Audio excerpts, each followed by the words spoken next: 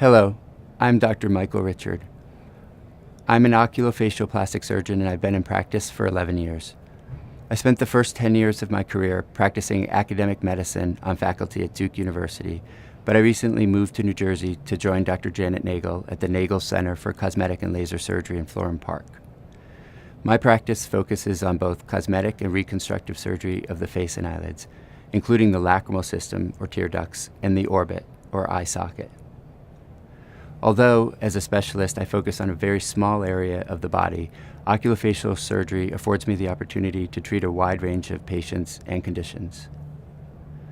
I treat patients in age ranging from infancy, maybe a few weeks old, to the elderly. I recently treated a patient who was 100 years old. Furthermore, I employ a wide range of treatment modalities, from office-based, non-surgical options to laser procedures to surgical procedures to achieve our desired effect. I strive to be mindful of the fact that patients are vulnerable when they have any type of medical condition, and even more vulnerable when that condition requires surgery.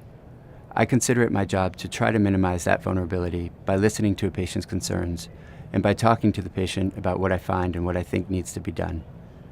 I will always explain my thought process in detail, and I will answer any and all questions pertaining to your condition and your treatment plan.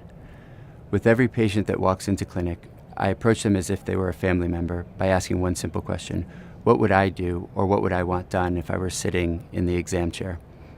This approach has served me well. It helps patients take an active role in the delivery of their care, and it helps me make certain that I'm doing the best for my patients. Although I treat a number of conditions, I'd like to take this opportunity to discuss what is perhaps the most common condition I see in our practice, that is drooping upper eyelids. The reason that it is the most common condition is that it happens to all of us as we age. The reason that it's worth discussing is that, in addition to being common, it can be quite nuanced. The drooping of the upper lid is a result of a combination of three distinct factors: our brow position, the amount of upper eyelid skin, and the muscle that lifts the eyelids. Sometimes it is just one of these factors, and sometimes it is two or even all three of these factors. In our initial consultation, we will be able to determine which of these are causing your drooping and what needs to be done to correct them. As we age, beginning in the third decade of our life, or our 20s, our brow begins to descend. And as it descends, the brow will push skin ahead of it. This can result in the look of more upper eyelid skin, when really it is just brow position. Also, as we age, our upper eyelid skin changes. The eyelid skin is unique in that it is not attached to deeper tissues.